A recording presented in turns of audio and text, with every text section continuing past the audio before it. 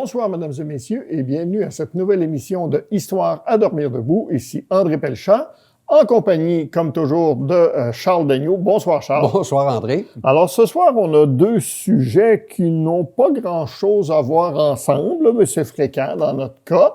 Ils sont profonds. Mais oui, on pourrait dire voilà. une certaine profondeur. Effectivement. Toi, tu vas nous parler des rescapés de l'abîme. Oui, c'est une histoire qui date des années 1970 que j'ai rencontrée au cours de mes pérégrinations. Alors, voilà. Et moi, on va à un autre point, les années, à peu près la période où ça se passe. Moi, je vais parler de la visite des Black Panthers à Halifax en octobre 1968. On se rappellera du vieux gag des cyniques, les événements arrivent généralement en octobre. Alors là, c'est octobre 1968. Les Black Panthers, c'est un mouvement radical noir américain qui sont reçus donc par une délégation de Noirs de Halifax à cette année-là. Il faut d'abord savoir qu'à Halifax, ça surprend beaucoup de Québécois, c'est qu'ils sont pas très au courant de ça, mais il y a une présence afro-canadienne, disons ça comme ça, à Halifax, en Nouvelle-Écosse, depuis très longtemps. En fait, les Noirs sont arrivés en Nouvelle-Écosse en 3 grandes étapes. La première phase de 1782 à 1785, à peu près 3000 anciens esclaves qui avaient été libérés par les Britanniques durant la guerre d'indépendance des États-Unis. On promettait la liberté aux esclaves qui venaient aider l'armée britannique et la promesse a été largement tenue. On leur avait aussi promis de la terre et l'égalité des droits avec des Blancs. Ça a été beaucoup moins tenu, par contre. Et surtout pour les terres, on leur a donné des bouts de terrain sans valeur. Puis pour l'égalité, on repassera, ça n'a pas été long, que la ségrégation s'est installée en Nouvelle-Écosse. En 1790, il en est arrivé à 96. Environ 500 exilés marrons de la Jamaïque. Les marrons, c'était des esclaves en révolte qui faisaient la guérilla et qui se cachaient dans les forêts. Et là, il y avait eu une entente avec les Britanniques. Ils acceptaient de se rendre et on les envoyait en Nouvelle-Écosse. Même chose pour avoir des terres et on les retournerait pas en esclavage. La majorité d'entre eux sont pas restés, cependant. Le climat de la Nouvelle-Écosse leur convenant pas. Et finalement, après la guerre de 1812, là, on répète un peu ce qui s'était passé en 1784. Environ 2000 esclaves en fuite qui avaient combattu du côté des Britanniques vont venir s'installer en Nouvelle-Écosse. Là aussi, il y a des promesses qui n'ont pas été tenues, sont dans des minuscules communautés isolées à la périphérie des villes.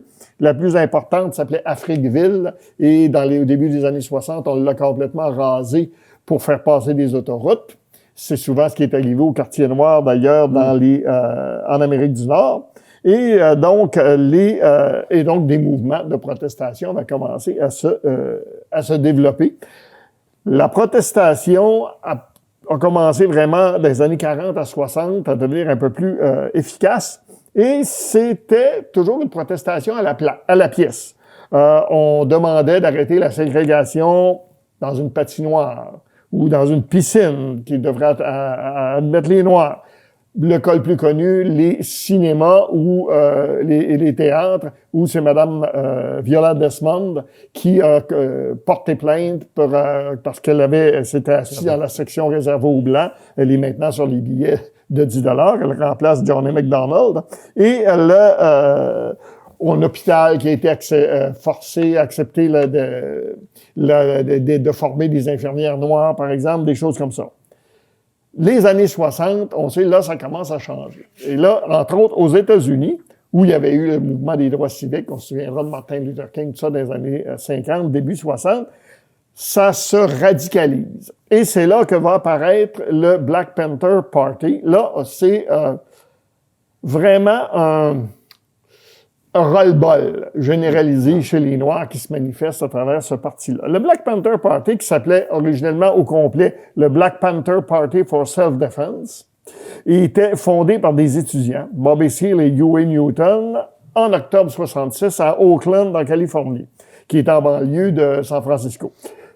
C'est un parti qui, au départ, va s'occuper de la protection civique, si on peut dire, des Noirs, c'est-à-dire que Le problème dans ce quartier-là, comme dans beaucoup de quartiers noirs aux États-Unis, c'est les policiers blancs qui viennent et qui harcèlent les gens continuellement et qui respectent aucune des règles qu'on doit respecter quand on arrête un blanc, par exemple. On peut ramasser un noir, lui donner une volée, aller le porter en dehors de la ville, le laisser sur le bord du chemin, le ramener puis le laisser se débrouiller pour s'en revenir. Des choses pour souvent aucune raison. Il m'a regardé dans les yeux, il m'a répondu de façon impolie, des choses comme ça. Il est noir. Il est noir, c'est ça. Tu sais, il y avait une façon de dire, il était arrêté pour while walking while black, parce qu'il marchait pendant qu'il était noir. Donc, la première chose qu'ils vont faire, le Black Panther Party, ça va être des patrouilles de citoyens armés légalement, faut s'en souvenir, on est aux États-Unis, et dans la loi californienne de l'époque, on a le droit d'avoir une arme dans une auto, mais dans l'auto, il faut pas qu'elle soit chargée. Et ça a toujours été respecté scrupuleusement par les Black Panther Party, qui étaient des gens très disciplinés. Alors, on commence quand une auto de police entre à Oakland, on commence à la suivre. Et là, on regarde. S'ils arrêtent un noir, on surveille que les choses se passent dans les règles. Et si c'est pas le cas, on intervient verbalement pour dire aux citoyens, par exemple, t'es pas obligé de répondre à cette question-là. De quoi vous l'accusez? Avez-vous le droit vous avez pas le droit de l'arrêter si vous l'accusez bon, etc. Et au besoin, on fournit un avocat. Et c'est arrivé dans certains cas que les policiers deviennent menaçants. Et c'est seulement à ce moment-là qu'on sort les armes. Et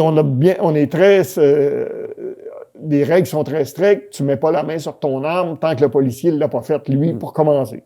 Sauf que la police aime pas ça. On devine. Et surtout que ils ont une presse, ils ont des journaux, et ils font savoir ces incidents-là et pourquoi ils sont intervenus. Et donc, ça ne fait pas une belle image à la police de San Francisco. Ensuite, à partir de 1969, une activité centrale du Black Panther Party, ça va être des programmes sociaux.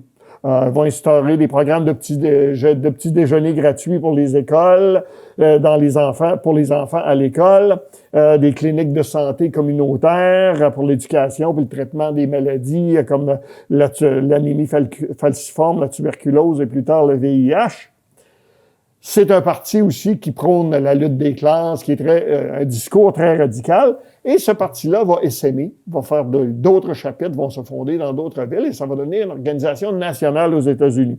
C'est là que, comme d'habitude, on retrouve le chef du FBI, J. Edgar Hoover, qui va décrire en 1969 le Black Panther Party comme la plus grande menace pour la sécurité intérieure du pays.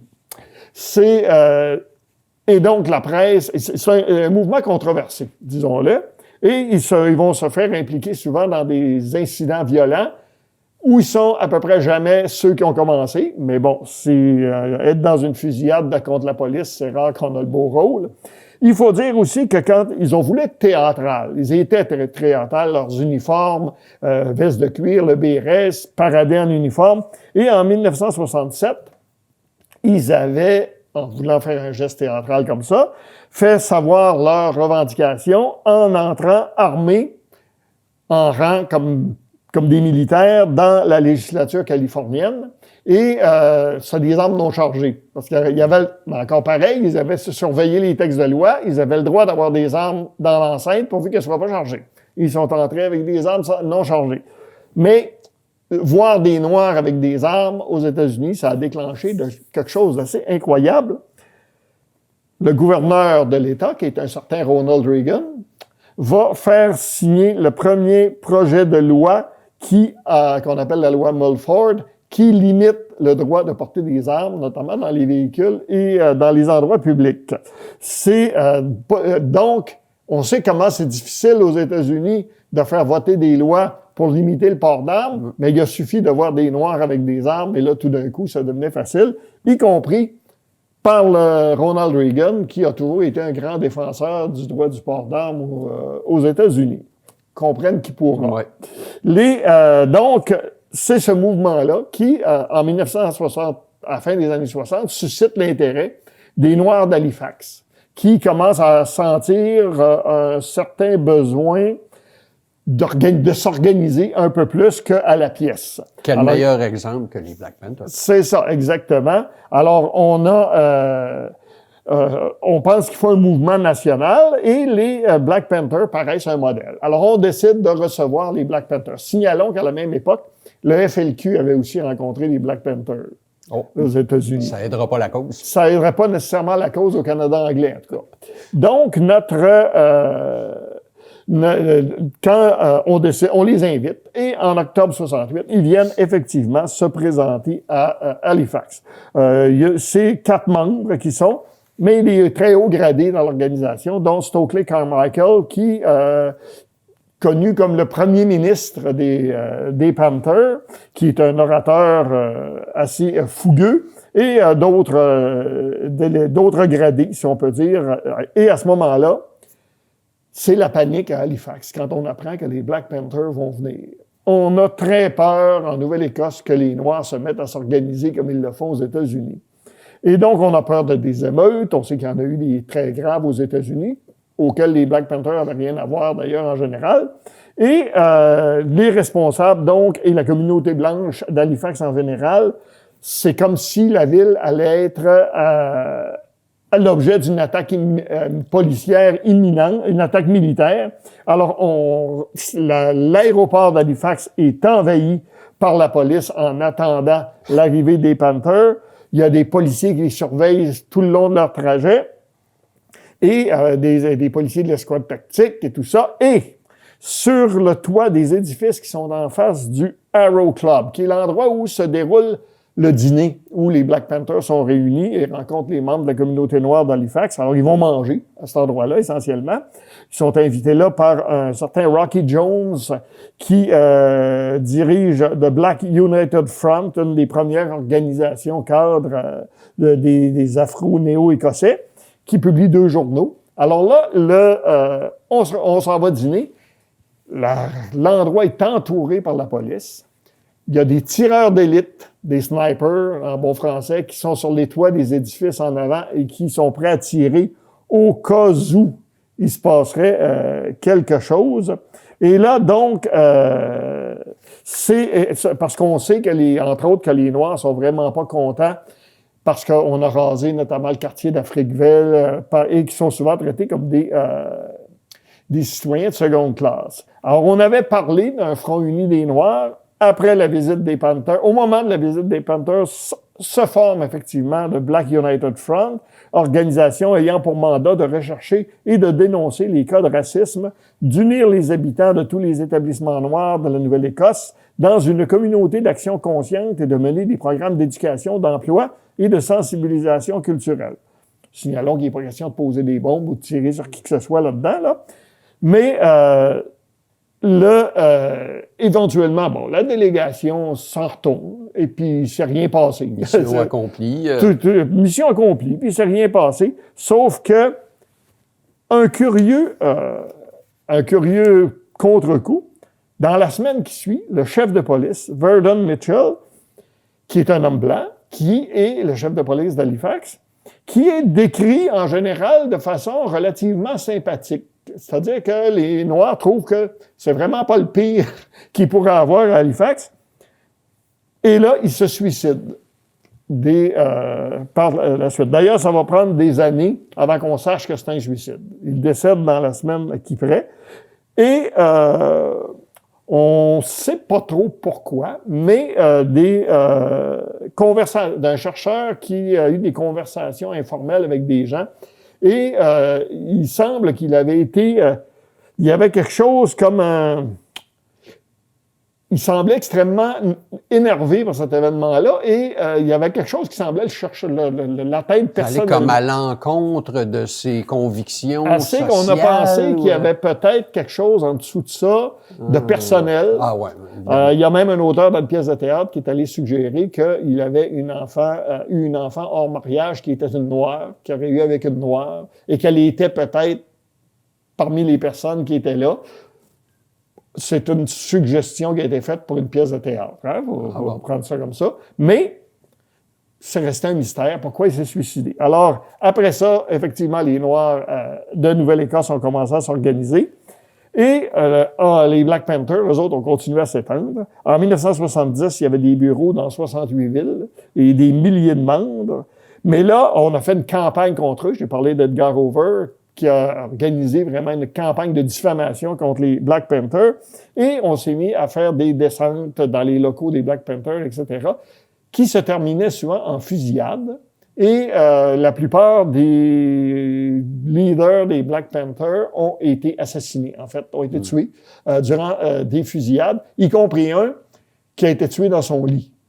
Durant une fusillade. Oui, et on a pu démontrer qu'aucune balle n'avait été tirée de l'intérieur du local vers l'extérieur, que toutes les balles avaient été tirées par la police en entrant. Donc, c'est une campagne d'assassinat, en fait, qu'il y a eu contre les Black Panthers. En plus d'une campagne qu'on pourrait dire d'assassinat public. Et après ça, dans les années 70, le mouvement a commencé à diminuer, à disparaître. Ils sont restés néanmoins au pouvoir dans la municipalité de Oakland, en Californie, jusqu'en 1982. C'est donc un peu ça, l'histoire des Black Panthers. C'était l'époque des grandes luttes pour les droits sociaux aux États-Unis, entre autres. Puis je me souviens, la première fois que j'ai entendu parler des Black Panthers, c'était dans les pages du magazine Mad, qui reprenait souvent des causes sociales comme ça, puis les tournait en humour. Et puis aussi un geste qui avait été fait durant les Jeux olympiques par les Black Panthers. Oui. Les Jeux olympiques de Mexico. C'était resté. Ça, c'était le Black Power. C'était pas encore les Black Panthers à ce moment-là. Mais aussi, il faut parler des bandes dessinées Marvel. C'est pas comme un hasard que c'est précisément dans ces années-là qu'ils ont inventé le premier super-héros noir qui s'appelait The Black Panther. Ah, et voilà, la boucle est bouclée. La boucle est bouclée.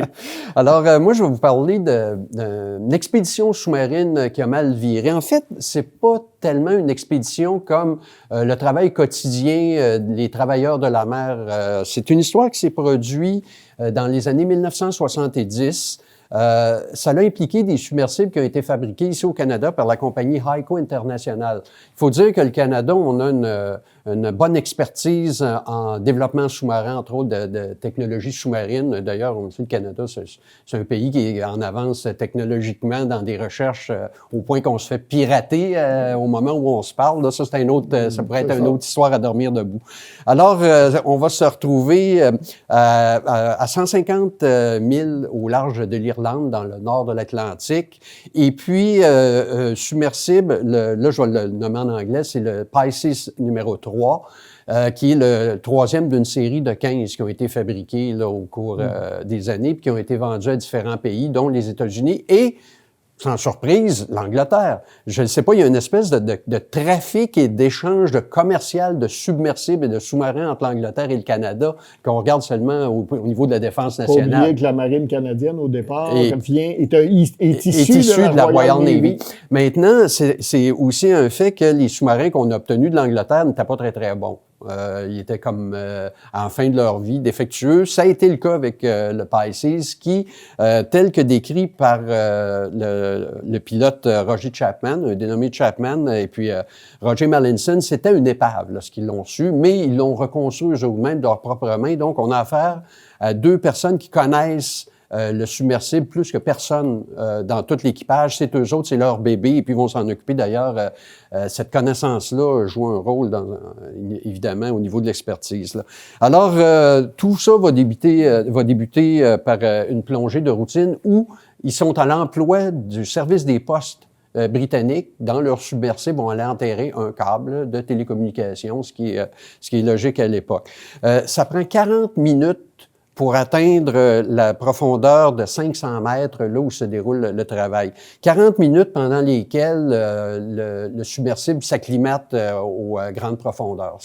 Tout tourne autour de ça. C'est comme des paliers de décompression, il faut s'ajuster à la pression. En fait, c'est que ces submersibles-là sont souvent composés de sphères, et ces sphères-là résistent à la pression. Donc, à l'intérieur du submersible, c'est comme toi et moi présentement, c'est une atmosphère, ce qui permet de rester au fond puis de remonter sans décompression comme tel. Cependant, l'extérieur d'un appareil comme ça subit les effets de la pression, puis c'est là que ça joue. On croirait que des accidents comme ça vont se produire au fond, alors que le submersible est en train de travailler, puis là, l'accident se produit. Mais non.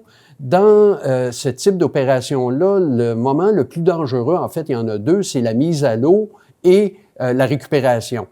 Contrairement à un sous-marin, comme on est habitué de les voir, qui quittent le port sous son bras, ceux-là sont amenés sur place par des navires transporteurs et sont mis à l'eau pour leurs opérations.